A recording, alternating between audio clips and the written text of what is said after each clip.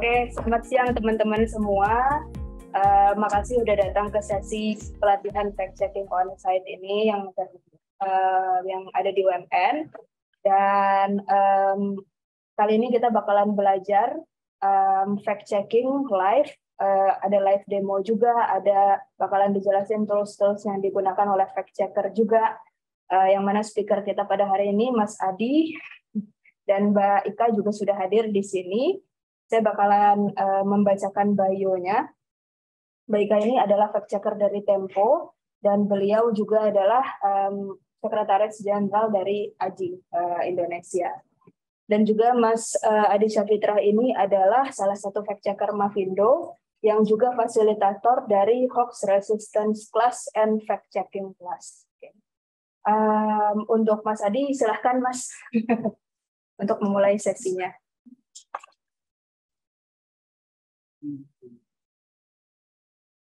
Untuk peserta online, ya mendengar ya, suaranya oke ya.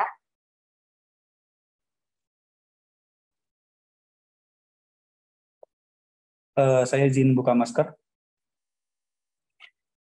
Baik. Kalau begitu saya izin share screen dulu. Bentar.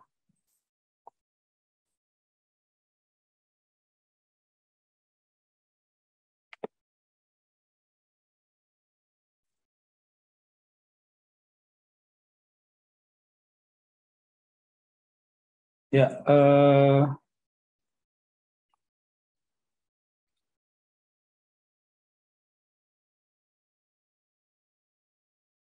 Assalamualaikum warahmatullahi wabarakatuh. Selamat siang, salam sejahtera untuk kita semua. Semoga semua dalam keadaan sehat selalu. Terima kasih sebelumnya teman-teman sudah mau bergabung di sesi fact checking ini. Sesi ini harapannya adalah sesi aktif teman-teman. Jadi peserta diharapkan aktif berinteraksi dengan pemateri. Juga teman-teman yang membawa laptop tentunya diharapkan sudah membuka browsernya, terutama browser-browser yang mendukung extension, karena nanti di materi saya ada beberapa materi itu yang membutuhkan pemasangan extension. Saya yakin teman-teman di sini juga mungkin sudah memasang, tapi kalau sudah nanti sebagai pengingat saja. Kemudian peserta diharapkan nanti ini ada sedikit tugas yang mungkin teman-teman bisa kerjakan secara bersama ataupun sendirian. Nah, ini adalah saya ingin melihat keaktifan teman-teman baik yang ada di sini di hadapan saya ataupun yang ada di Zoom. Yang ada di Zoom boleh jawabannya disampaikan di kolom chat. Nanti kalau yang di sini boleh ngomong gitu.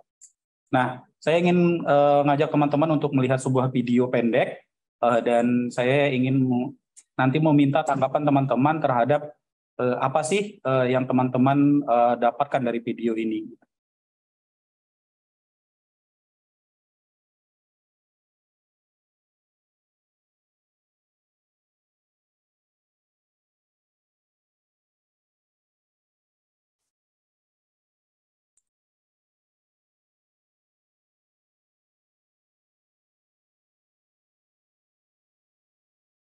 Oke, sorry, yang di Zoom belum ada suaranya ya? Sebentar, kalau begitu saya ulang, kalau begitu ya, mohon maaf teman-teman. Kesalahan saya, kelupaan. Ya, sorry. Oke, kalau begitu saya ulang dari awal.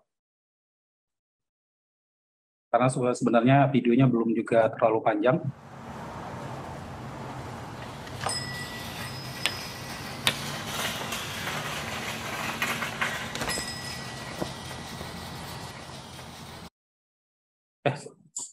Sorry.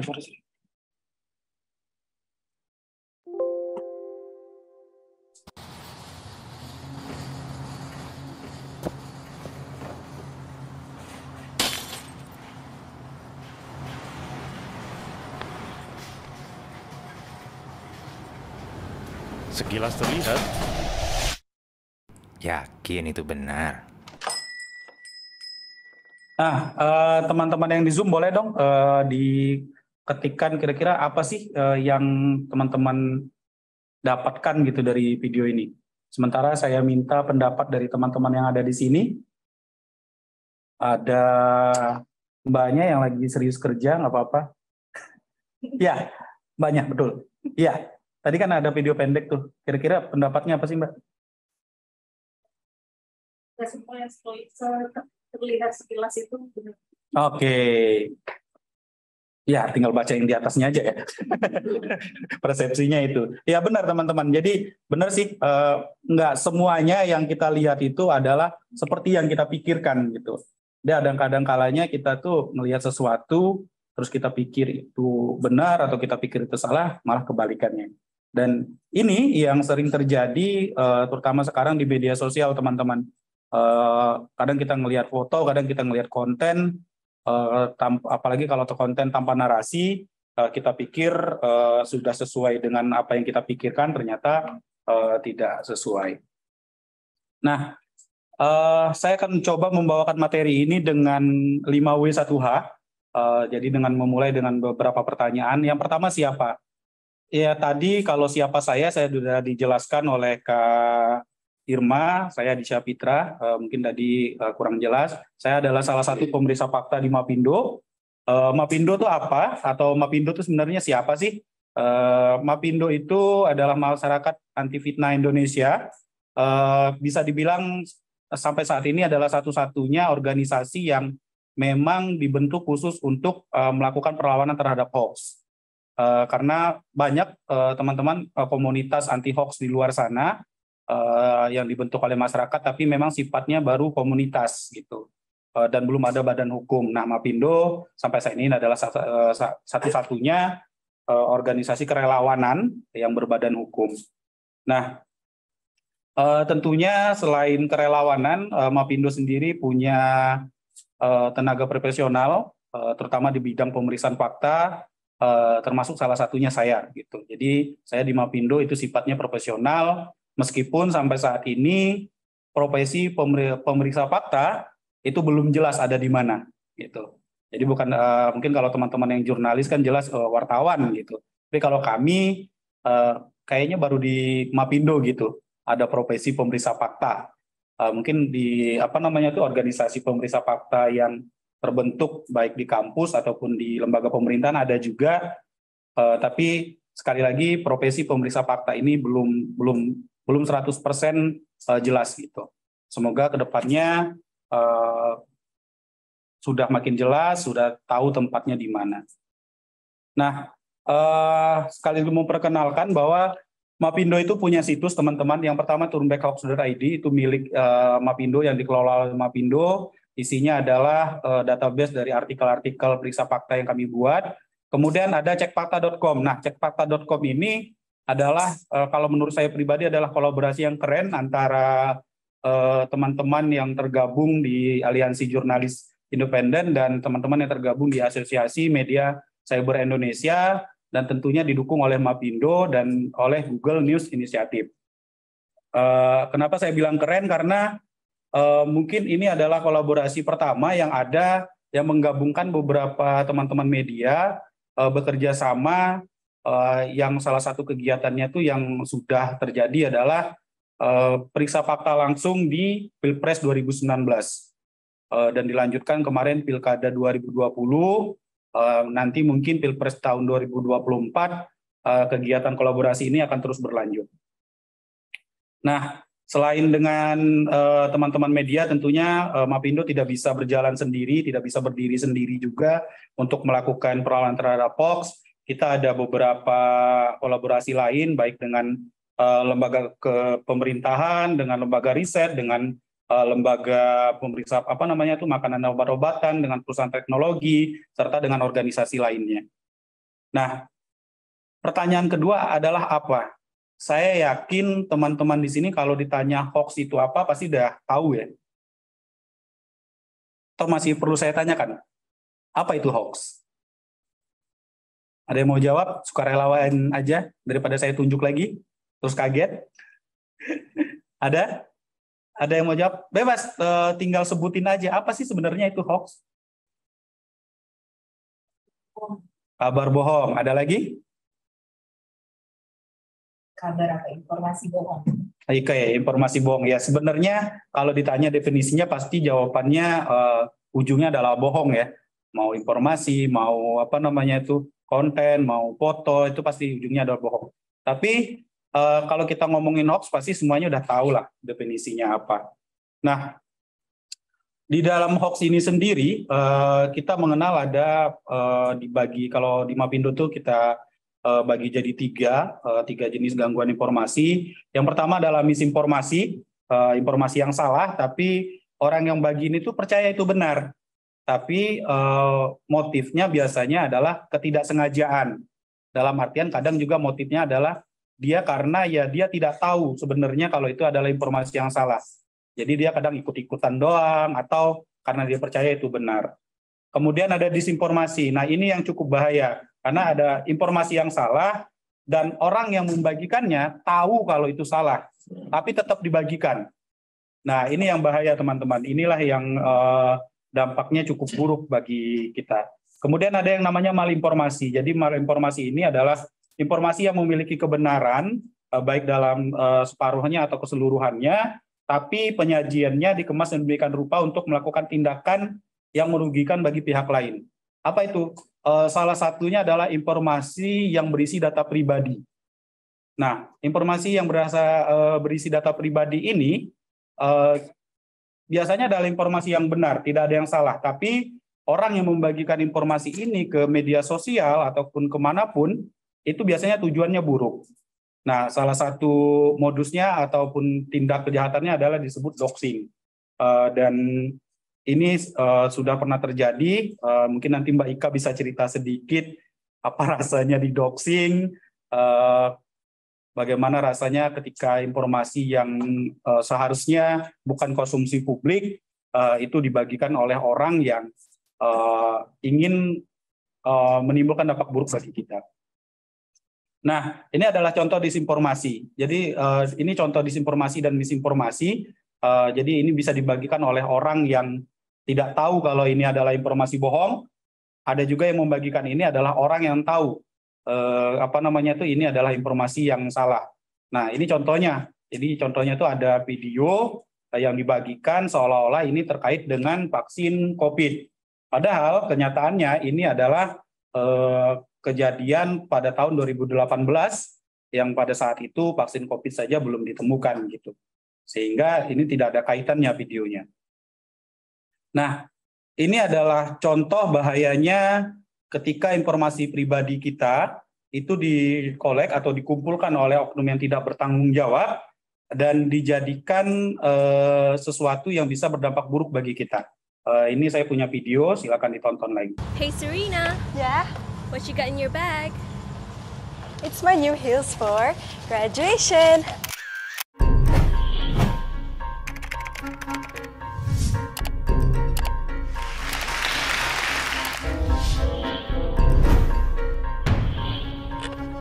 Good morning, guys. Guess what day it is? It's my birthday.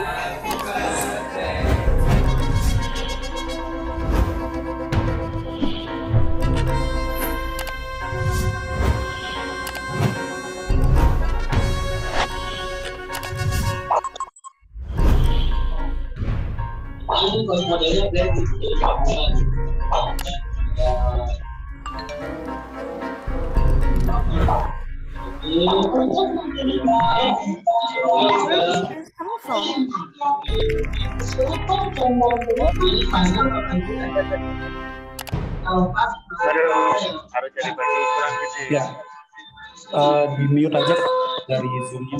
Bukan aku.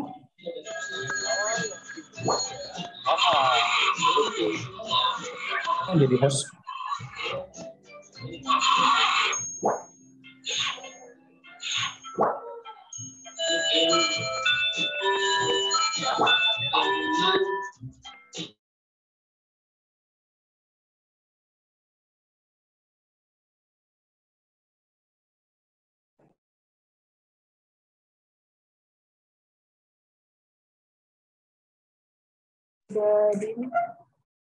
Oke, thank you. Terima kasih Kak Irma. Sorry teman-teman, biasa namanya hybrid, pasti ada aja kondisi yang tiba-tiba ini. Baiklah, saya lanjutkan. Nah, itu tadi contoh kalau informasi pribadi kita yang kita anggap mungkin kita nggak usah ngomongin orang lain lah ya. Kadang saya juga masih kok unggah foto lagi di mana atau unggah video lagi di mana gitu kan. Atau ketika ulang tahun saya ya saya bagikan momennya ke Facebook. Nah, tapi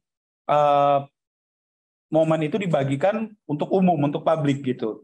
Dan seperti yang terlihat di video tadi, kita tidak pernah tahu siapa yang bisa mendapatkan informasi tersebut.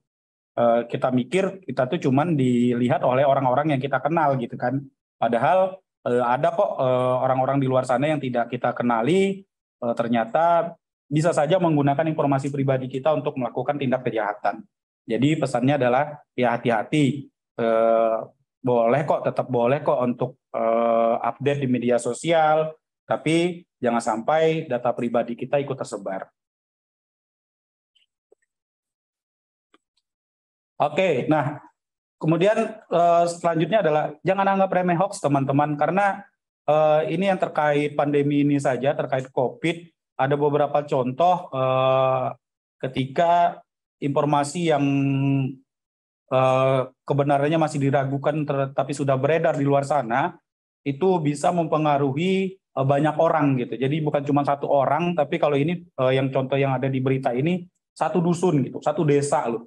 Satu desa itu sampai bersembunyi di hutan karena takut divaksin. Ada juga yang survei yang dikeluarkan oleh SMRT itu 49% itu mau, tapi 29% itu menolak, dan 29% itu adalah angka yang lumayan tinggi teman-teman. Jadi pengaruh hoax ini jangan dianggap remeh. Ada juga kisah yang mungkin dulu sempat viral di Twitter, ada orang tuanya itu meninggal karena percaya hoax COVID-19. Jadi benar-benar kalau masih ada orang yang menganggap ya nggak apa-apa sih gitu, saya kan menyebarkan karena iseng, canda doang gitu. Padahal dampaknya sangat buruk untuk orang lain. Nah, di tengah gempuran teknologi zaman sekarang, tidak bisa dipungkiri teman-teman, di Indonesia sendiri di populasi yang mencapai 277 juta lebih ini, itu kalau teman-teman pengen tahu pengguna handphone, pengguna apa namanya itu, koneksi di apa namanya itu, mobile phone itu mencapai 370 juta. Artinya adalah satu orang di Indonesia ini ada yang memiliki lebih dari 2 gadget ataupun 2 handphone. Sini ada yang punya lebih dari 2 handphone? Enggak. Sama kita berarti. Sama-sama nggak mampu beli. Tapi benar kok. Kalau dihitung bukan cuma handphone, termasuk laptop, ya itu semua pasti akan angkat tangan kalau ditanya apakah punya lebih dari 2 gadget kan. Nah, tapi ya itu tadi kenyataan bahwa pengguna handphone handphone yang digunakan itu lebih banyak dari jumlah penduduk, itu tidak bisa dipungkiri. Nah, sementara pengguna internet di Indonesia itu sudah sampai 200 juta lebih. Artinya sudah lebih dari 50% warga Indonesia ini pengguna internet. Nah, di tengah tingginya penggunaan smartphone, di tengah tingginya penggunaan internet, itu mempengaruhi juga tingkat penyebaran hoax. Nah, ini catatan Mapindo. Pada tahun 2021, Mapindo itu bisa dibilang berhasil lah, itu membuat artikel klarifikasi itu sebanyak 1.888 artikel. Itu tinggi teman-teman. Maksudnya tuh dalam setahun kita sudah bikin 1.000 artikel lebih, itu sangat tinggi. Dan kesehatan pada tahun 2021, isu kesehatan itu yang masih cukup tinggi. Lain-lain ini biasanya yang tidak termasuk di tema-tema ini. Nah, kemudian juga ada isu politik yang juga cukup tinggi. Nah, penyebarannya itu rata-rata ya di media sosial. Kalau di catatan Mapindo sendiri, ini untuk Mapindo, kita menemukan di Facebook itu masih sangat tinggi. 49% lebih isu hoax yang ditemukan oleh Mapindo itu berasal dari Facebook. Nah, kalau teman-teman lihat, ini ada yang paling ujung itu ada TikTok. TikTok ini dibandingkan blogs ataupun media online, itu dia lebih tinggi. Artinya kenapa? Saat ini itu konten-konten yang berisi informasi yang salah ataupun informasi hoax itu juga sudah mulai banyak tersebar di TikTok. Karena kenapa? Saat ini orang bikin konten di TikTok itu udah cukup mudah gitu. Karena tinggal rekam atau edit-edit sederhana, upload, udah bisa FYP. Ya kan, kalau udah FYP itu tuh pasti udah rame tuh. Nah, kemudian pertanyaan selanjutnya adalah mengapa? Pertanyaan pertama adalah mengapa sih, kenapa sih hoax ini mudah menyebar? Apa coba pendapat teman-teman? Saya minta dari Mas yang di depan, kira-kira kenapa Mas hoax masih mudah menyebar? Salah satu deh gitu. Yang menurut Mas tuh kayaknya ini nih gitu, ini nih yang bikin. Kayaknya industri juga deh. Industri kenapa tuh? Ya, banyak ada yang memanfaatkan. Oke, jadi keuntungan, keuntungan pribadi. Ada lagi Mbak yang di belakang yang topang dagu? Kurang informasi dari masyarakat yang informasi tersebut. Kurang informasi? Oke. Kurang pengetahuan. Bahasa ininya literasinya kurang gitu. Ada dari Mbak yang di samping Mbak Ika? Bisnis sih. Oke. Dari Masnya? Sentimen. Nah, kalau dirangkum sih macam-macam ya. Ini tuh sebenarnya saya juga sudah menyiapkan. Kalau di teman-teman yang ini, literasi digital dan literasi media yang rendah. Nah, di Zoom juga sudah ada yang jawab.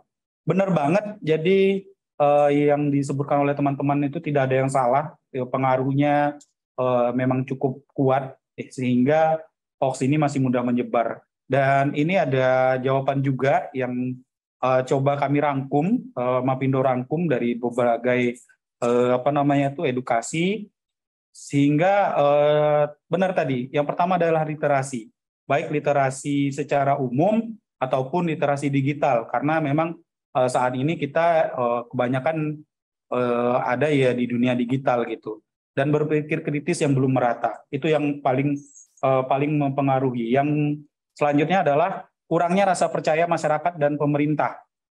Ini maksudnya bolak-balik. Jadi masyarakat ke pemerintah kurang percaya, pemerintah ke masyarakat juga kurang percaya gitu.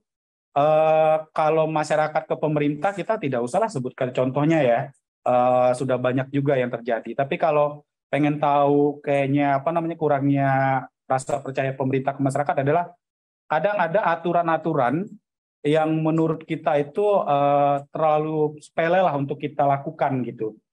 Dan itu jadi pertanda kalau pemerintah kita tuh ke masyarakat itu sendiri masih kurang lah gitu rasa percayanya. Tapi sebaliknya juga begitu.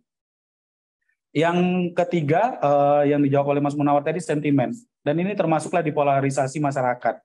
Jadi mau tidak mau harus kita akui sejak tahun 2014-an polarisasi terutama di dunia politik itu sudah terjadi bahkan sampai sekarang, ya kan? Sampai saat ini, sini ada yang pernah mengalami diblokir oleh temannya karena berbeda pilihan di Pilpres. Sampai sekarang tidak berteman lagi, baik terutama di media sosial, di Ampren, di add sampai sekarang udah nggak dikomplain lagi. Saya mengalami gitu, teman akrab tiba-tiba berubah gitu. Padahal saya pribadi sih menganggap biasa aja kan, cuman dianya yang terlalu dalam. Nah, yang keempat, belum cakapnya memilah sumber informasi antara media pers yang beneran sama situs abal-abal.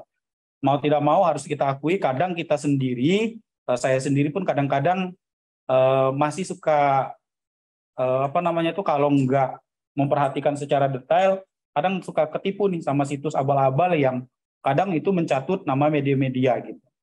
Nah, ini juga yang teman-teman harus hati-hati. Nah, pertanyaan selanjutnya adalah bagaimana?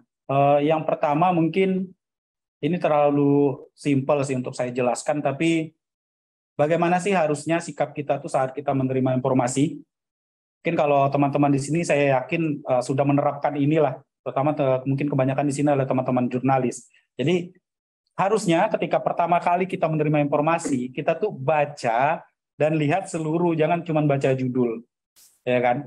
Nah, ini yang sering terjadi juga karena cuma baca judul, tidak baca isi, menganggap sudah jelas semua gitu. Padahal kadang antara judul dan isi itu ada yang tidak nyambung. Kemudian cari sumber informasinya dari media kredibel atau tidak. Nah, ini yang perlu diperhatikan lagi. Kadang-kadang ada situs abal-abal itu yang mencatut nama media-media nasional gitu. Padahal media nasional ini sendiri sudah punya situs sendiri, tapi oleh abal-abal ini dicatut, logonya diambil, artikel-artikelnya di copy paste, tapi judulnya dibuat seolah-olah judul yang sangat dramatis. Nah, kalau sudah ragu ya jangan diteruskan. Jangan diteruskan ini atau berhenti di kita, itu adalah salah satu tindakan paling efektif untuk mencegah penyebaran hoax. Kalau kita udah ragu, apalagi kalau kita udah tahu bahwa ini tuh hoax, ya udah berhenti di kita. Kalau kita ragu-ragu, kalau kita pengen nanya ke orang yang kita anggap tahu, jangan nanya ke grup WA. Karena kenapa? Ke grup WA, terutama grup WA yang random, yang isinya tuh bukan cuman orang yang kita kenal, kita nggak tahu tuh yang kita bagi ini akan sampai kemana lagi. Gitu. Jadi berhenti aja di kita, jangan diterusin. Kalaupun benar, dilihat dulu manfaatnya ada nggak untuk kita sebarkan.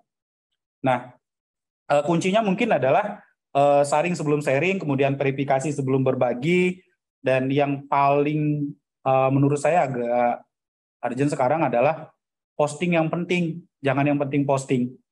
Jadi jangan karena cuma pengen terlihat keren, jangan cuma terlihat paling update, kita memposting sesuatu yang bisa berdampak buruk bagi kita sendiri ataupun bagi orang lain.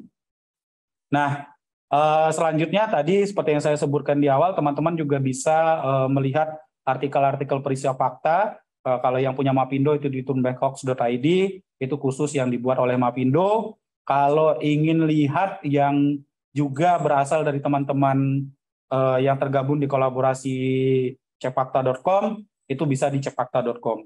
Ini sampai saat ini sejauh ini memang baru cuma Tempo dan Liputan 6 yang sebagai pilot project juga untuk terus update di cekfakta.com. Untuk media-media lain yang tergabung itu nanti akan menyusul. Sehingga kalau teman-teman sekarang berkunjung di cekfakta.com, melihatnya cuman kok ini artikelnya dari Mapindo, cuman dari Mapindo, cuman dari Tempo, cuman dari Liputan 6, karena memang sampai saat ini baru Mapindo, Tempo, kemudian Liputan 6 yang pilot project untuk artikel-artikel yang ada di cekfakta.com gitu, yang untuk update-nya. Nah, teman-teman juga bisa menggunakan yang namanya Global Fact Check Data. Ini adalah tools yang memudahkan teman-teman untuk mencari artikel verifikasi yang dibuat oleh organisasi perisai fakta dari semua negara yang sudah menggunakan fact check tag gitu, atau tagar pemeriksaan fakta. Jadi kalau yang tadi itu teman-teman kalau di cekfakta.com itu teman-teman bisa lihat yang dari media-media Indonesia. Kalau ini itu bisa juga dari media luar ataupun organisasi pemeriksa fakta dari luar. Nah, ini juga ada seperti yang kita tahu, teman-teman media saat ini juga sudah mulai, bukan saat ini aja sebenarnya, sudah dimulai dari beberapa tahun yang lalu, itu memiliki kanal khusus cek fakta. Salah satunya itu Tempo, kemudian ada Kompas, ada Medcom, ada Liputan 6, termasuk di dalamnya ada juga Jawa Post, detik.com, itu mereka juga sudah punya kanal-kanal tersendiri. Yang ini kalau diakses itu tidak tercampur dengan berita-berita pada umumnya gitu. Jadi benar-benar khusus untuk artikel-artikel periksa fakta. Dan menurut saya teman-teman juga harus tahu ini, karena kalau mencarinya itu di berita-berita umum, kadang seperti yang kita tahu, teman-teman media itu kan membuat berita itu by update juga gitu. Nah, tapi kalau yang artikel-artikel periksa fakta ini biasanya adalah artikel-artikel final dari sebuah isu. Sehingga sudah jelas ini adalah hoax atau fakta. Nah, di Mapindo sendiri kami juga punya fitur yang namanya Kalimat Sada. Teman-teman bisa catat nomornya. Ini adalah chatbot anti hoax yang bisa teman-teman pakai untuk melakukan baik bertanya kemudian ataupun melapor. Jadi kalau bertanya, kalau teman-teman pengen males nih buka-buka browser ataupun cari-cari di Google, teman-teman tinggal buka WhatsApp. Kalau sudah simpan nomornya tentunya, kemudian chat aja nih ke nomor yang tertera di 0859 2160 0500. Teman-teman bisa memulai dengan kata-kata kata yang bebas seperti halo ataupun cuman titik aja, itu nanti langsung dibalas oleh chatbotnya dengan beberapa pilihan, sehingga teman-teman bisa bisa mengajukan pertanyaan ataupun melakukan pelaporan. Nah, ini juga beberapa kumpulan situs dan chatbot dari selain Mapindo.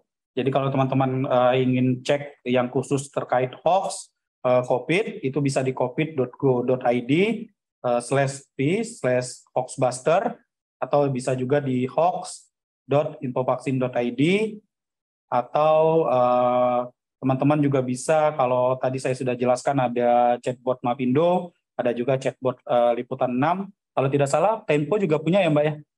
Nah, Tempo, tapi ketika flyer ini dibuat, Tempo belum masuk. Jadi nanti bisa ditanyakan ke Mbak Ika berapa nomornya. Nah, ini sebenarnya ketika Kak Irma minta saya untuk mengisi ini, materi ini tidak ada, tapi tidak disebutkan oleh Kak Irma untuk dimasukkan, tapi saya inisiatif memasukkan sendiri karena menurut saya ini penting. Kenapa penting? Audit media sosial ini harus kita lakukan adalah untuk kita ngecek apakah profil dan konten yang kita populasi itu layak dipercaya. Karena kan teman-teman sekarang tahu ya, di zaman konten yang mudah viral ini, kita tuh harus tahu banget ini tuh berasal dari akun yang memang punya orang itu enggak sih gitu. Kalau ini kalau dulu mungkin kita nyebutnya artis ya. Kalau sekarang ini selebgram, itu beneran selebgram itu enggak sih gitu yang konten atau mengeluarkan postingan. Karena kalau teman-teman ingat, dan ini memang pernah terjadi di kita, pada tahun 2014, 17 media online itu membuat berita dari tangkapan layar tweet yang tidak berasal dari Ahmad Dhani. Ada yang ingat? Mungkin ada yang ingat, ada yang pernah dengar-dengar juga atau pernah baca-baca juga. Ahmad Dhani itu pernah diberitakan membuat tweet dia akan memotong punya dia kalau Jokowi bisa menang dari Prabowo. Ya. Padahal itu bukan tweet yang berasal dari Ahmad Dhani. Dan setelah diselidiki oleh Dewan Pers, akhirnya diputuskan nama baik Ahmad Dhani ini harus dipulihkan. Inilah kenapa tadi saya bilang ini penting gitu. Terutama di kondisi media sosial sekarang ini dikit-dikit rame, dikit-dikit viral gitu. Dan mau tidak mau harus kita akui konten-konten itu memang perlu kita evaluasi apakah itu benar-benar berasal dari pemilik akunnya atau tidak, ataupun akunnya itu beneran akun asli atau tidak. Ini kalau dari belakang kelihatan nggak ya tulisan tweetnya? Kurang ya? Nah, ini nih, misalnya contohnya ini ada 2 tweet dari Bintang Emon. Kalau yang kiri tulisannya ketika bingung masuk UI atau UPI. Kalau yang kanan itu pilih masuk partai kuning atau partai abu-abu. Nah, menurut teman-teman tweet yang asli ini yang mana? Yang kanan. Kiri. Kenapa? Hah? Oh, tebak-tebakan. Ya, kalau dilihat sekilas sih terus kalau ditanya ya kita bisa aja kan memang jawabnya ya berdasarkan tebak-tebakan, atau kayaknya Bintang Emon kalau nge-tweet ya tidak pernah nyinggung partai gitu misalnya. Tapi di pemeriksaan fakta kita tidak bisa memakai kata-kata tebakan saya atau saya rasa gitu. Itu harus dibuktikan. Nah, untuk membuktikan ini, itu kita bisa menggunakan, mungkin kalau ini kan teman-teman lihat, kalau bisa teman-teman lihat, itu tweetnya itu sama-sama tanggal 13 Oktober 2021. Bintang Emon ini adalah salah satu stand-up komedian yang cukup aktif di media sosial. Itu akan mengundang masalah kalau kita bermodalkan scroll. Ya, kalau kita scroll ini akan lumayan bikin jempol capek loh. Nah, jadi ada cara yang bisa kita lakukan yang cukup memudahkan kita, yaitu menggunakan yang namanya Twitter Advanced Search atau pencarian lanjutan di Twitter. Nah, di pencarian lanjutan ini kita bisa menggunakan filter berdasarkan tanggal, berdasarkan akun tertentu. Kita juga bisa mencari tweet paling populer dari sebuah akun. Kita juga bisa cek siapa aja yang mereka ikuti, dan banyak banget fitur lainnya. Dan ini menurut saya cukup membantu ketimbang kita cuman scroll gitu. Karena kalau scroll satu ya text time, makan waktu banget. Ya kalau tweetnya tuh baru-baru ini. Kalau tweetnya tweet lama, itu akan sangat memakan waktu. Nah, kita juga bisa menggunakan tools yang namanya Top Charts. Ini kita bisa gunakan untuk mengetahui detail sebuah akun, kayak tweetnya udah berapa banyak, followersnya berapa banyak, kemudian kapan akunnya pertama kali dibuat, dan lain-lain. Itu untuk audit media sosial. Nah, saya masuk ke verifikasi judul ataupun konten editan. Nah, ini pertanyaan selanjutnya nih. Kira-kira artikel yang asli yang mana? Jadi kalau yang kiri itu EXO pegang paspor diplomatik Korea Selatan dapat perlakuan khusus setara diplomat. Kalau yang kanan, BTS pegang paspor diplomatik Korea Selatan dapat perlakuan setara diplomat. Ada yang mau jawab? Yang asli yang mana? Kiri atau kanan? Hah? Kenapa? Apa? Ngomong aja nggak apa-apa. Sesuai sama fotonya. Tak kirain sebelum ngecek ke halaman itu. Oke. Nah, Army ya? Enggak juga. Tahu. Nah, ya kalau yang kayak gini kan mungkin kita bisa bilang karena kita langsung bisa jawab karena ini kan terkenal ya. Walaupun bukan penggemarnya, sedikit banyak pasti tahu lah. Walaupun ada yang bilang wajah orang Korea itu sebenarnya mirip-mirip gitu kan. Tapi untuk kasus ini biasanya orang akan langsung tahu karena memang ini terkenal. Nah, bagaimana dengan artikel-artikel yang diubah yang menampilkan sesuatu yang tidak umum gitu. Nah, ini yang perlu kita dalami karena kalau dulu mungkin orang bikin konten-konten editan kayak gini tuh butuh keahlian untuk mengedit foto, ya kan? Mengubah judul seperti ini itu butuh keahlian yang cukup dalam terkait editing foto karena agar dia fontnya sama itu tuh kita harus tahu fontnya ini apa dan lain-lain. Nah, kalau sekarang ini mungkin juga teman-teman udah tahu ya, dan disclaimer dulu, saya tunjukkan tutorialnya ini bukan untuk membuat teman-teman habis selesai acara ini bikin hoax ya. Enggak loh ya. Saya tunjukin ini untuk membuat agar teman-teman tuh paham bahwa ya hoax itu sekarang tuh ya mudah banget bikinnya. Jadi dalam waktu nggak nyampe 2 menit teman-teman udah bisa bikin hoax gitu. Nah, sehingga teman-teman ketika mendapatkan konten yang cuman foto seperti ini tanpa link, itu teman-teman udah bisa waspada gitu. Teman-teman udah bisa cek benar atau enggak. Halo, saya akan memberikan contoh bagaimana cara mengubah judul sebuah berita atau teks sebuah berita dari browser langsung ya. Di sini saya menggunakan Chrome. Misalnya saya pilih berita dari detik.com ini, satu berita yaitu oposisi dikritik menurut Demokrat ya, _, Fahri Hamzah rindu zaman SBY. Cara mengubah ini adalah sangat mudah. Tinggal pilih teks yang akan diubah, klik kanan, lalu klik inspect yang paling bawah. Nah, akan muncul layar seperti ini. Jadi judulnya persis teksnya di sini berupa judul yang sebelah kiri ya. Ini bisa kita ubah, yaitu klik kanan, edit text, kita ubah SBY di sini ya menjadi Orde Baru. Enter. Sudah selesai. Berita di detik ini sudah berubah ya menjadi Fahri Hamzah rindu zaman Orde Baru. Ini orang tinggal screenshot lalu sebar hoax-nya. Demikian, terima kasih. Tuh, nggak nyampe 2 menit teman-teman. Ini tekniknya disebut kalau di dunia IT itu adalah inspect element. Sebenarnya fitur-fitur kayak gini kan adalah fitur-fitur seperti pisau bermata dua ya. Jadi sebenarnya ini digunakan oleh teman-teman programmer yang membangun website untuk memudahkan mereka melakukan perubahan-perubahan di websitenya gitu terhadap desain-desain websitenya. Tapi oleh oknum yang tidak bertanggung jawab ya dipakai untuk yang seperti ini tadi gitu, membuat hoax.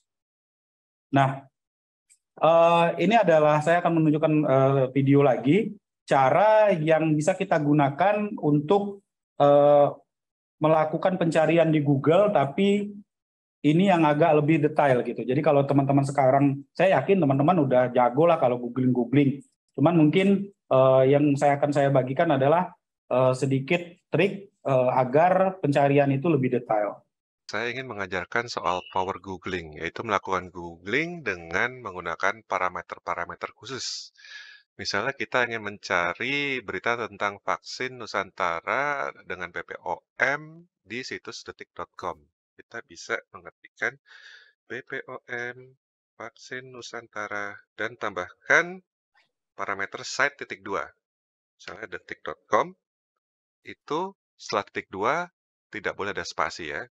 Dan kita klik enter dan muncul 17.000 result ya yang ada keyword vaksin Nusantara. Nah, misalnya kita ingin membatasi hanya tanggal tertentu, misalnya 20 April 2021. Nah, ini kita klik tools, kemudian di sini ada anytime, kita klik custom range.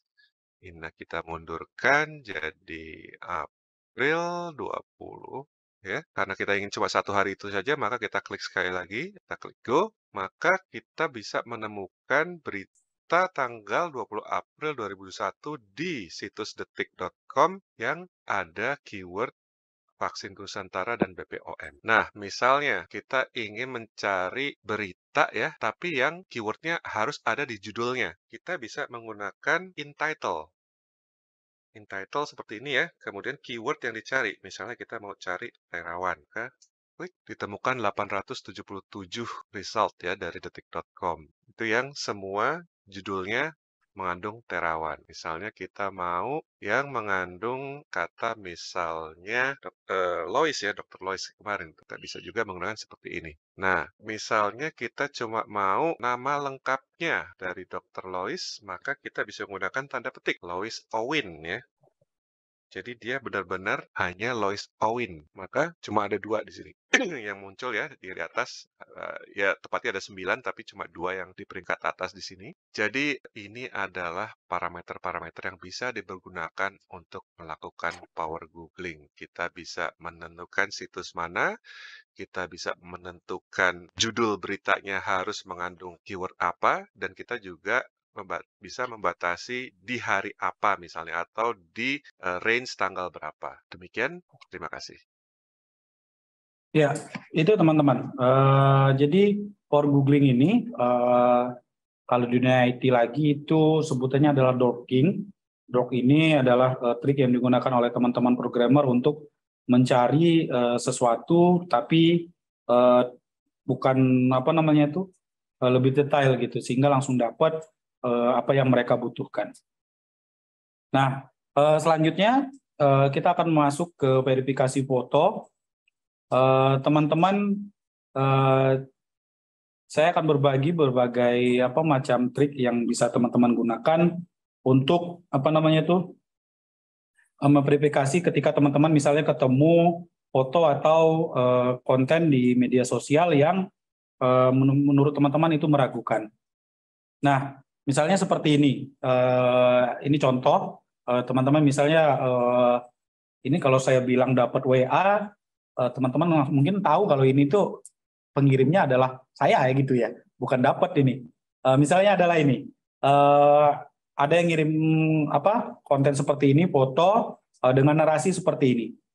Ini saya mau nanya lagi deh. Ini ada yang tahu ini siapa? Apa memang benar ini penyanyi dangdut ternama yang kini berjualan kue olahan rumahan? Di belakang nggak kelihatan ya? Kurang kelihatan ya. Ada yang bisa ngelihat? Nggak kenal. Nah, ada yang nggak kenal? Ada yang kenal? Nggak juga. Nah, memang agak-agak jauh ya. Nah, kayak gini tuh sebenarnya receh-receh aja. Maksudnya tuh tidak tidak ada yang dirugikan oleh postingan seperti ini. Tapi kan kalau foto-foto yang tersebar di dunia maya tuh banyak kan dampaknya buruk bagi kita gitu. Nah, kalau misalnya contohnya seperti ini, kita dapat konten foto seperti ini, narasinya penyanyi dangdut, kita pengen tahu apakah ini penyanyi dangdut beneran atau enggak gitu. Nah, caranya yang pertama kita bisa menggunakan fitur yang ada di Google. Ini sudah disediakan oleh Google, namanya reverse image search atau pencarian gambar Google. Nah, fungsinya adalah mencari unggahan foto pertama kali di internet gitu. Kira-kira foto ini diunggah pertama kali oleh siapa, kapan. Kalau foto editan, kadang kalau dieditnya tidak full, itu kita bisa ketemu foto yang aslinya itu kayak gimana.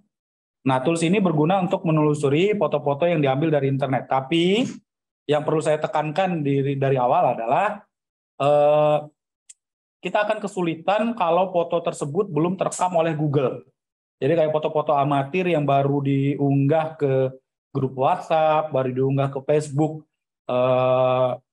itu biasanya agak susah ditemukan di Google. Nah, kita bisa menggunakan trik melakukan pengembangan pencarian berdasarkan foto yang kita temui, baik di Google ataupun di media sosial.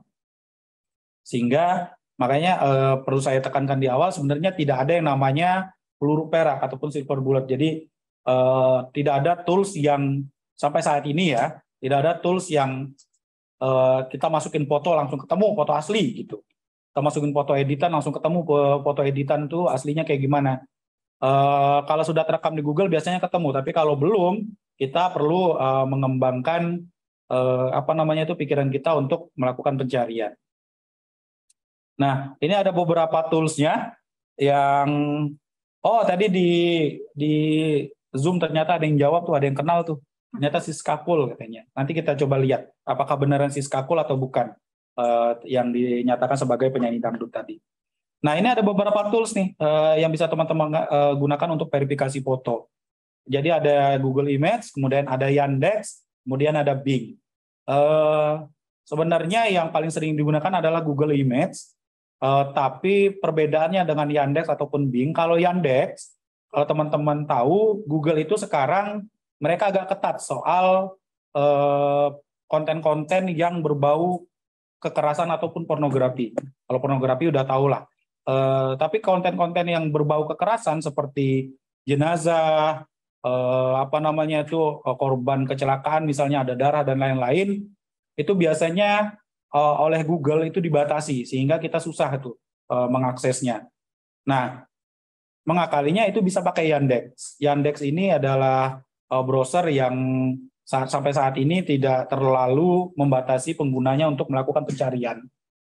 Nah, kalau Bing, Microsoft Bing, ini bisa digunakan ketika kalau saya pribadi, itu biasanya memakai ini kalau konten yang saya dapatkan itu ada logo, ataupun ada detail yang kecil yang bisa menjadi petunjuk. Nah, kalau Bing ini, kita bisa melakukan pencarian gambar itu dengan crop gambarnya di bagian tertentu, dan itu langsung di Bing-nya gitu. Jadi kita nggak perlu edit gambarnya atau potong gambarnya sebelum melakukan pencarian gambar. Nah, caranya teman-teman sebenarnya cukup mudah ya kalau menurut saya. Teman-teman juga pasti mudah lah kalau udah tahu. Jadi teman-teman tuh sebenarnya tinggal mengunjungi situs googleimage.com, kemudian tapi sebelumnya teman-teman simpan dulu foto yang ingin teman-teman cari, kemudian upload ke fitur Google Image ini. Nah, Google Image ini langsung nanti akan menampilkan hasil pencarian yang berisi contoh-contoh artikel mana saja yang memuat foto yang ingin teman-teman cari. Contohnya ini tadi ternyata benar yang di Zoom ini adalah Siska Cole. Jadi bukan penyanyi dangdut tapi selebgram. Ini ada yang kenal Siska Cole? Enggak juga. Oke. Tidak jadi masalah, tidak apa-apa. Nah, jadi itu teman-teman. Jadi caranya cukup mudah. Kemudian teman-teman yang saat ini mungkin tidak bawa laptop, teman-teman jangan khawatir di Android, karena saya pengguna Android bukan pengguna iPhone. Kalau di Android yang terbaru, keluaran terbaru ini, Google Lens ini biasanya sudah terpasang ketika teman-teman install pertama kali install Android-nya.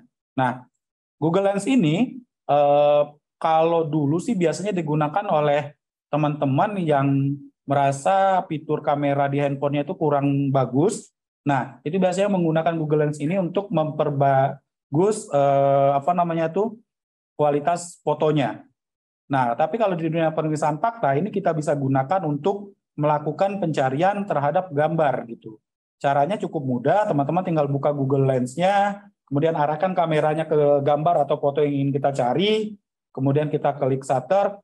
Nah, Google Lens ini akan mencari menggunakan reverse image-nya Google yang barusan saya jelasin tadi, sehingga menghasilkan foto-foto yang bisa teman-teman gunakan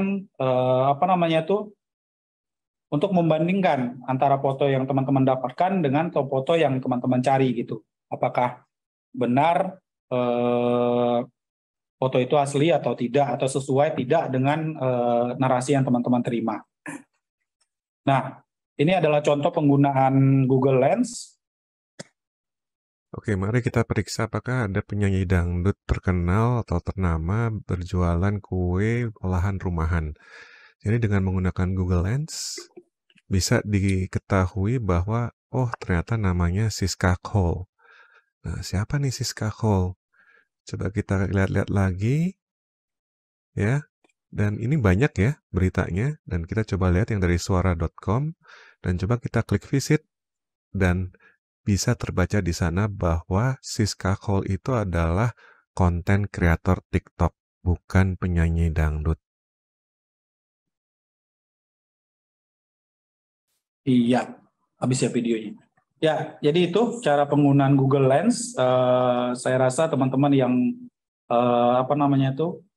kadang lagi dalam posisi yang tidak bisa buka laptop untuk melakukan pemeriksaan fakta, ya sekarang mudah banget melakukan pemeriksaan fakta cukup dengan handphone yang teman-teman pakai. Nah, untuk pengguna laptop, terutama untuk pengguna browser-browser yang mendukung penggunaan extension atau ekstensi, teman-teman bisa memasang yang namanya extension search by image. Fungsinya apa? Nanti saya jelaskan. Nah, ini adalah cara pemasangannya. Di sini kita akan mencoba pasang extension search by image. Jadi klik menu, more tools, extensions, kemudian extensions lagi. Di open Chrome Web Store, kita cari search by image. Itu yang merah ya warnanya. Dan itu coba kita pasang. Dan setelah kita klik add to Chrome, add extension, dan ikonnya itu berupa kamera berwarna merah. Sudah terpasang. Ya, jadi itu cara penggunanya seperti ini ya teman-teman. Jadi, setelah ada gambar, kita klik kanan, kemudian klik Google misalnya, lalu akan ketemu gambar ya di situ, dan kita bisa pilih ke bawah. Nah, kita lihat di gambar yang pertama, dan ternyata gambarnya sama. Kita bisa lihat bahwa di gambar kedua itu sudah ada pembahasannya. Begitu cara pemakaiannya ya. Nah, jadi tools search by image ini dipasang untuk memudahkan teman-teman. Jadi teman-teman kalau menerima foto, terutama kalau fotonya ada di media sosial, seperti Facebook ataupun Twitter, ataupun teman-teman pengguna WhatsApp web ataupun Telegram web, itu tinggal klik kanan. Jadi tidak perlu disimpan fotonya, tinggal klik kanan di foto yang ingin dicari, terus nanti sudah ada fitur search by image-nya, sehingga teman-teman tinggal pilih kalau di fitur search by image itu bahkan lebih banyak browser yang teman-teman bisa gunakan untuk melakukan pencarian gambar. Jadi kalau manual kan buka satu-satu kan. Nah, kalau pakai extension ini teman-teman tinggal cuma berapa kali klik itu udah langsung beberapa browser bisa langsung memunculkan hasil pencarian. Dan menurut saya itu sangat memudahkan untuk kerja-kerja pemeriksaan fakta. Nah, selanjutnya ada verifikasi video. Nah, verifikasi video ini terutama untuk teman-teman yang mungkin seringkali mendapatkan video, baik video yang editan atau video yang amatir, tapi disertai dengan narasi-narasi yang meragukan. Nah, teman-teman juga bisa melakukan pemeriksaan fakta terhadap video tersebut dengan memanfaatkan fitur-fitur yang sudah ada di internet, baik di Google ataupun di penyedia layanan lainnya. Nah, cara melakukannya, teman-teman bisa menggunakan 3 cara. Kalau di sini ada teman-teman yang punya cara keempat, nanti kita bisa berbagi ya. Nah, kalau dari saya itu ada 3 cara. Yang pertama itu menggunakan keyword atau kata kunci. Jadi teman-teman bisa memperhatikan videonya, tinggal memperhatikan isi videonya apa, terus teman-teman cari dengan kata kunci yang teman-teman dapatkan di video tersebut gitu. Kemudian menggunakan foto atau print secara manual. Jadi teman-teman post videonya, teman-teman screenshot atau di tangkapan layar, kemudian kembali menggunakan trik yang sudah saya sampaikan tadi, atau teman-teman juga bisa menggunakan foto atau print video secara otomatis menggunakan InVid. Nah, kalau ini adalah fitur yang cukup membantu teman-teman untuk melakukan pemeriksaan fakta, terutama untuk video. Misalnya contohnya seperti ini ada video dari CNN Indonesia yang pernah tersebar dengan narasi bahwa puluhan santri pingsan usai vaksin COVID-19. Saya putarkan videonya. Aduh, iya jangan sampai sakit juga. Seperti puluhan santri di Pamekasan, Jawa Timur ini mendadak sakit dan bahkan pingsan setelah mendapat vaksin berpekan yang lalu. Ya? Kenapa ya? Itu dia jadi bahan interogasi nih, Prab. Nah, belum dapat dipastikan apa penyebab sakit massal ini dan juga hubungannya dengan vaksinasi yang dilakukan. Polisi telah menyita beberapa sampel vaksin untuk diperiksa lebih lanjut. Diduga akibat keracunan vaksin di santri Pondok Pesantren Kecamatan Kadur, Pamekasan, Jawa Timur mengalami sakit massal dan pingsan. Sakit massal yang semula hanya terjadi di Pondok Pesantren Al-Farah meluas ke Pondok Pesantren Hidayatul Muqtadiin. Para santri tersebut langsung dilarikan ke Puskesmas Larangan dan Puskesmas Kadur. Kebanyakan yang sakit adalah santri putri. Mereka mengalami gejala demam tinggi, mual, dan muntah-muntah. Nah, menurut teman-teman, video ini beneran terkait dengan COVID-19 nggak sih? Enggak, kenapa? Udah geleng-geleng, enggak, kenapa?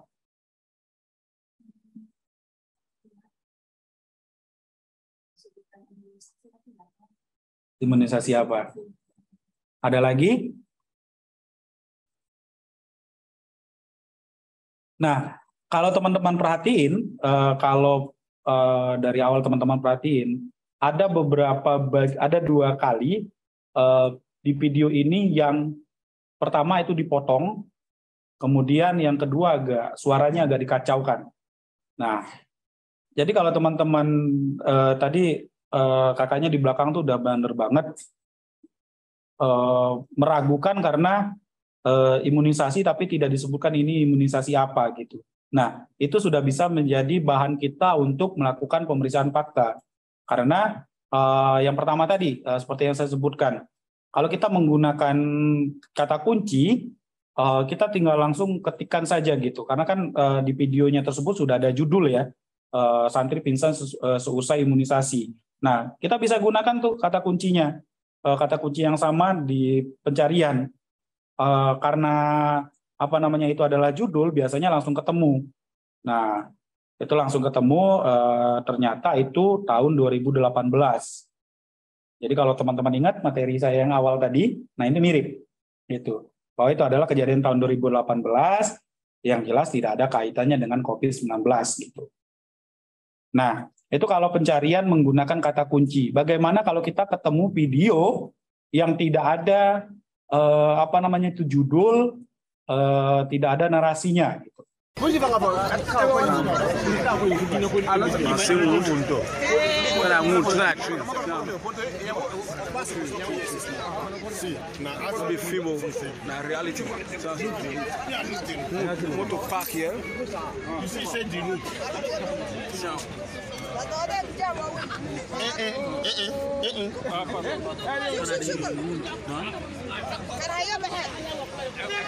Nah, karena videonya cukup panjang, jadi saya skip dikit. Nah, bagaimana kalau video seperti ini? Kira-kira kalau ini disebarkan dengan narasi pohon tumbuh menembus mobil, gitu, keajaiban. Biasanya kan kayak gitu kan? Inilah salah satu keajaiban pohon bisa menembus mobil. Nah, menurut teman-teman bagaimana cara pencariannya? Sementara kan teman-teman dengar ya, itu tadi bahasanya bukan bahasa lokal Indonesia gitu. Ada yang kepikiran? Screenshot? Terus? Udah screenshot aja, udah selesai gitu. Terus? Oke, dengan pencarian gambar. Nah, keren tuh. Jadi benar tuh, jadi kita bisa melakukan screenshot atau tadi kalau teman-teman ingat, kita sempat bahas yang namanya Google Lens. Jadi sebenarnya ya ini tinggal di-post aja, teman-teman langsung bisa mengarahkan handphonenya ke video ini. Itu juga bisa tuh, kalau teman-teman pas frame-nya, itu bisa menghasilkan pencarian gambar gitu. Jadi gambar yang ingin teman-teman cari, itu biasanya langsung nyambung. Nah, atau, ya? Ada yang raise hand di Zoom. Ya, silakan. Agus. Boleh di-unmute. Mas Agus Dera Arifin mau bertanya kah? Atau kepencet, takutnya biasanya kepencet. Silakan banget. Silakan unmute dan bicara.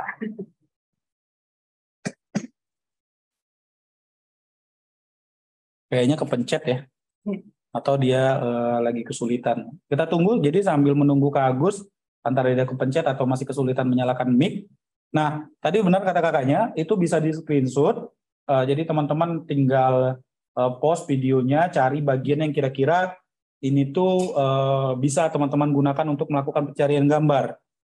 Nah, kemudian screenshot, kalau sudah di-screenshot, teman-teman tinggal, kalau tadi saya sudah contohkan yang di Google, teman-teman bisa misalnya di Yandex gitu. Tinggal unggah hasil screenshot-nya sehingga memunculkan gambar-gambar yang serupa, yang identik, yang sama, dan dari contoh yang kasus pohon menembus mobil ini, hasil pencariannya adalah ini asli, videonya asli, pohonnya juga asli, mobilnya asli, tapi ini bukan alami gitu, bukan tiba-tiba ada pohon tembus mobil, enggak.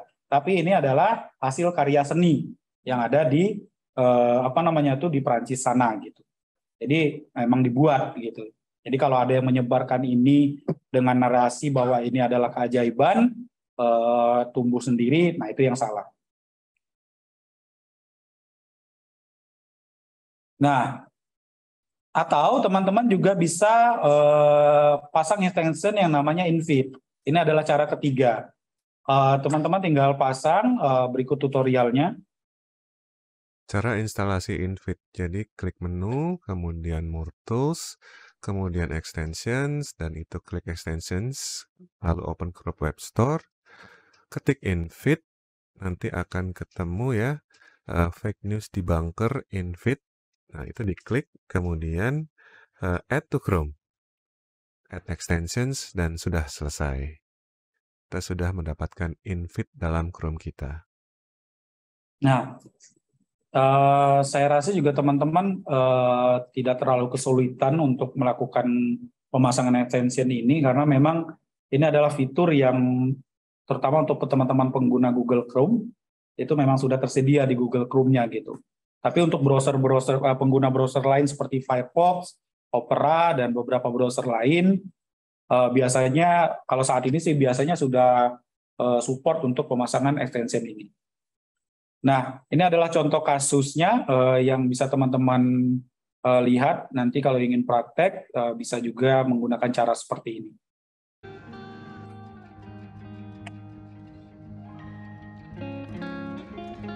musiknya enak nih.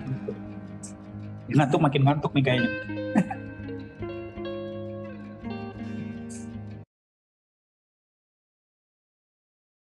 Oke. Nah, ini adalah misalnya contoh video kalau kita misalnya dapat video seperti ini. Ini seolah-olah ada video dengan narasi ini adalah pohon ginkgo berusia 1.400 tahun di Korea Selatan. Ada yang pernah dapat video kayak gini? Jadi bisa tahu jawabannya? Nggak pernah ya? Nah, bagaimana caranya kita membuktikan ini gitu? Nah, kita bisa melakukan pemeriksaan dengan menggunakan InVid tadi. Caranya seperti ini. Cara menggunakan InVid. Klik icon InVid, lalu klik Open Toolbox, lalu klik Keyframes, lalu klik File, klik kemudian Upload File, ya, lalu pilih berkas yang akan kita periksa, lalu klik Submit, tunggu sebentar untuk melakukan pemrosesan. Nanti akan muncul keyframes hasil pengolahan dari InVid. Kita coba gambar yang terakhir ya, keyframe yang terakhir. Ini masalahnya Google menambahkan keyword religion. Kita ganti dengan ginkgo seperti video yang kita periksa tadi. Nah, di sini akan muncul ya, gambar yang pertama ini adalah situs YouTube ya, yaitu dari kantor berita Cina, dan kita bisa lihat bahwa benar ini adalah pohon ginkgo 1.400 tahun, tapi di Cina, bukan di Korea Selatan. Nah, jadi kalau kayak gini kan sebenarnya simple ya, maksudnya tuh video yang kita dapat juga bukan video yang menghebohkan sebenarnya, tapi ini bisa jadi dasar untuk kita untuk melakukan pemeriksaan fakta. Jadi kalau kita suatu saat menemukan video lagi, kita sudah bisa setidaknya melakukan pemeriksaan fakta secara sederhana terhadap video tersebut. Karena kenapa? Karena seperti yang kita tahu saat ini tuh edit video itu nggak perlu keahlian khusus gitu. Kalau dulu kan ya mungkin untuk edit video-video yang rumit itu memang masih membutuhkan keahlian khusus. Tapi kalau edit video yang seperti tadi itu nggak terlalu perlu canggih gitu. Jadi cukup menggunakan cara seperti ini. Kita akan mengedit video dengan menggunakan Canva. Pertama, kita klik video, create blank. Kalau sudah terbuka, kita pilih templates, kita masukkan kata kuncinya news. Nanti akan muncul beberapa template soal news, berita. Kita pilih salah satu. Nah, kalau sudah, kita hapus dulu video yang dari template tersebut. Kemudian kita upload video yang sudah kita siapkan di handphone atau di PC kita. Kalau sudah, masukkan, klik kanan, kemudian set video as background. Nah, kita tinggal edit tulisan-tulisan yang sudah ada di template tadi. Oke, ini Korea Selatan. Kemudian untuk beritanya kita rubah menjadi pohon ginkgo berusia 1.400 tahun di Korea Selatan. Kemudian kita tinggal sesuaikan panjang pendeknya elemen yang ada di template tersebut, kita sesuaikan. Terus untuk the news-nya kita ganti jadi e-news atau bisa diganti Metro News atau berita yang lain. Untuk ukurannya kita sesuaikan. Oke, hasil akhirnya seperti ini.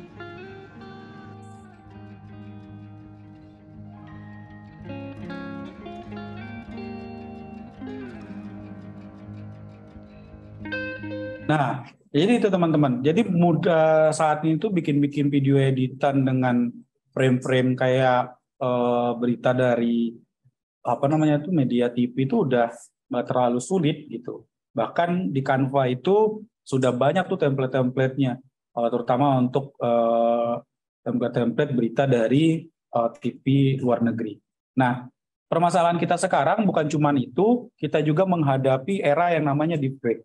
Mungkin kalau di Indonesia deepfake ini masih sering rame itu adalah deepfake yang lucu-lucuan. Ada yang pernah menggunakan filter apa namanya tuh? Filter pengantinan gitu. Biasanya tuh dulu tuh rame di TikTok. Jadi kayak ada video, jadi kita tinggal masukin foto kita. Nah, terus nanti di video itu wajah mempelai wanitanya itu akan berubah menjadi wajah kita gitu. Ada yang pernah pakai? Alhamdulillah kalau enggak ya. Berarti kita masih terhindar lah dengan tren-tren yang seperti itu. Tapi itu sudah menunjukkan bahwa deepfake ini sudah merambah ke Indonesia. Nah, sementara kalau di luar sana sudah ada kasus seperti ini, teman-teman. Deepfake pada umumnya adalah gambar atau video palsu yang terlihat nyata seperti aslinya. Sebelumnya, animasi wajah realistik itu mahal dan hanya bisa dijangkau oleh studio-studio besar Hollywood. Dengan majunya ilmu komputer, animasi wajah lebih terjangkau bagi masyarakat umum. Ada berbagai software atau cara untuk membuat deepfake, seperti Fake App, Face Swap, Deep Face Lab, First Order Model. Kalau ini saya buat memakai First Order Model. Hasilnya lumayan, tapi yang membedakannya, cara ini hanya butuh satu gambar target, sementara yang lain butuh gambar yang banyak. Penggunaan negatif, deepfake Donald Trump kepada Belgia. Sebuah partai politik Belgia mengeluarkan video di mana Donald Trump memberikan nasihat-nasihat konyol untuk masyarakat Belgia. Huge deal. As you know, I had the balls to withdraw from the Paris Climate Agreement, and so should you. Because what you guys are doing right now in Belgium is actually worse. You agreed, but you're not taking any measures. Only blah blah blah, bing bang boom. Videonya viral dan menimbulkan kemarahan. Tentunya video itu palsu. Mereka memposting videonya sebagai aksi menarik perhatian. Para pembuatnya mengira kualitas buruk videonya tidak akan menipu siapapun. Walaupun di akhir video, Trump sendiri mengatakan kalau video ini palsu. We all know that climate change is fake, just like this video. Nah, jadi di akhirnya aja udah kayak gitu, tapi masih ada yang percaya dan ada yang marah. Nah, kayaknya di Indonesia belum pernah terjadi lah kasus-kasus seperti ini ya. Tapi tidak menutup kemungkinan suatu saat kita juga akan mengalami hal-hal seperti ini. Karena tren receh, konten-konten receh yang menggunakan deepfake ini aja sudah ada gitu. Dan semoga 2024 tren deepfake ini juga belum ada lah gitu. Jangan ngerepotin teman-teman jurnalis, teman-teman pemeriksa fakta. Nah, ini adalah materi saya terakhir karena setelah ini pencarian lokasi harusnya masuknya ke Mbak Ika. Pertanyaan selanjutnya, ini pertanyaan terakhir dari saya sebelum saya akhiri. Pertanyaannya adalah kapan? Kapan selesainya? Nah iya, kapan selesainya? Tapi sebenarnya adalah pertanyaannya adalah kapan kita mau jadi orang yang bisa melakukan pemeriksaan fakta secara sederhana? Ini saya nanya sih, kalau ada yang mau jawab, kapan? Kita palsu. Ya, itu pertanyaannya kalau kapan kita berhenti jadi pemeriksa fakta. Tapi pertanyaannya kapan kita akan mulai menjadi pemeriksa fakta walaupun kita ngerasa ilmu yang kita miliki itu baru dikit gitu. Nah, tidak usah dijawab kalau misalnya masih ragu-ragu karena memang pemeriksaan fakta ini bukan soal bisa atau enggak, tapi soal mau atau enggak. Karena percuma kalau kita bisa, tapi kalau kita nggak mau. Biasanya kalau ada kemauan, bisa itu akan muncul dengan sendirinya, apalagi kalau kita mau belajar. Baiklah, kalau begitu terima kasih teman-teman untuk sudah mau mengikuti sesi saya ini dari awal materi hingga akhir materi saya. Mohon maaf jika banyak banget kekurangan di sana sini. Kalau teman-teman yang ada yang ingin kontak saya secara personal bisa ke s.id/xpitra. Sekali lagi terima kasih, saya kembalikan ke Kak Irma. Oke. Ya, terima kasih ya Kak Adi ya atas materinya. Tadi udah banyak juga yang dipaparkan oleh Kak Adi dari tadi, dan mudah-mudahan ada takeaway yang bisa diambil oleh teman-teman baik onsite maupun online gitu ya. Untuk selanjutnya kita bakalan ada break. Yeay. 15 menit, teman-teman bisa cuci muka dulu. Atau ada snack juga di belakang, seadanya aja. Nanti kita kembali lagi ke sini dengan materi dari Mbak Ika.